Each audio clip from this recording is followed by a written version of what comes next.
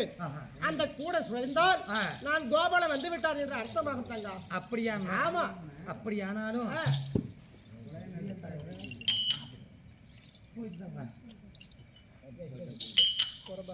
ஏன்னா இந்த அண்ணன் வந்துட்டாருன்னா